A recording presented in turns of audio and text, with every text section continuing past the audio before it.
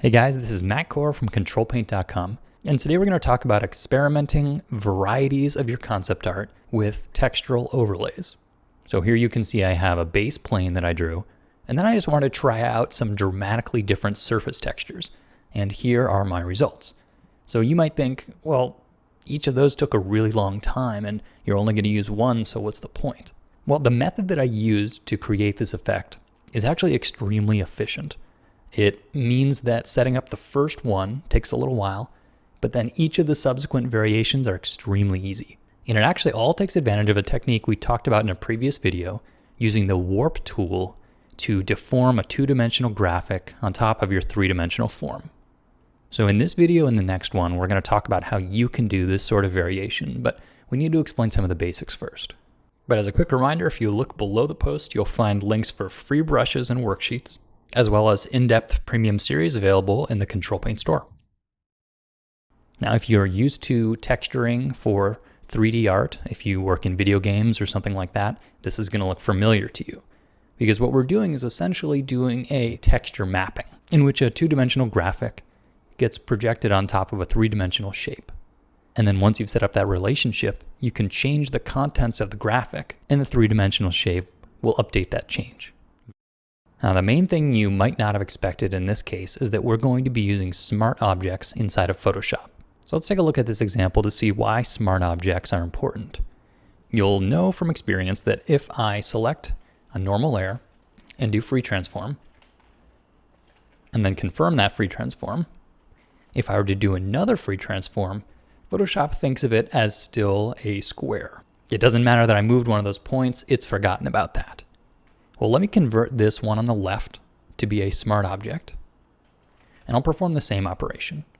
So I'll move one corner in, confirm that transform, and then I'll free transform a second time, and you can see it actually respects that change. It remembers that I have pulled one corner in, and now all the four bounding box corners are in the right spots.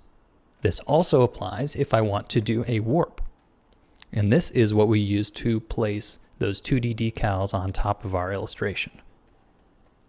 So here I'm bending this in three-dimensional space, and then I can confirm that. Now where it gets really interesting is when I double-click on the layer thumbnail. This here is a temporarily created smart object that is sort of a separate document, but it contains the contents of this rectangle. So if I were to draw a red dot right in the center, and then I hit save, you can see here the red dot is updated on the form. So what this means is I've separated the content from the shape. And that means that I can modify this document any way I want, including pasting in some texture that you find on the internet. Here I've got sort of a collage of stickers just to make it really obvious. You hit save. Doesn't matter how many layers you have here in your document. Here I have 3 layers, but it all gets converted down into this flat shape. So in broad strokes, the workflow goes like this. You set up some placeholder images, which you turn into smart objects, and you wrap them around your form. Next, you change the contents of those smart objects. So here I have one called chassis, which is the center. I can double click on that. And here you see this is my sort of temporary image. And I'll just paste some of those graffiti stickers into the center. Save that. And then you can see I have now applied that as the contents of my smart object. The shape didn't change. All that changed was the image. So let's look at how we set up those guides.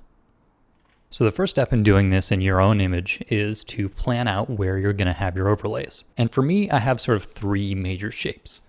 The first shape is my chassis. The other 2 shapes are my wings. And since I'll be using a lattice, which is what you call the warp deform, each one is going to be a 3x3 shape. So I'll have contours here on the thirds, and then I'm also going to draw the way that it cuts the other way. So you have sort of a 3x3 grid And then at the bottom, I'd have a bit of an arch. And the same thing on the other side. So that would be one. The next one is going to be like that. And then the final wing will look in the same way. And these are not going to stay in my final image. They're just going to be guides for this next step in the process. But since this video is starting to run a little long, we're going to break this into 2 parts. And in the following video, we're going to make our placeholders, warp the images, convert those into smart objects, and then add some textures. So stay tuned for part 2. Thanks for coming to the site, guys.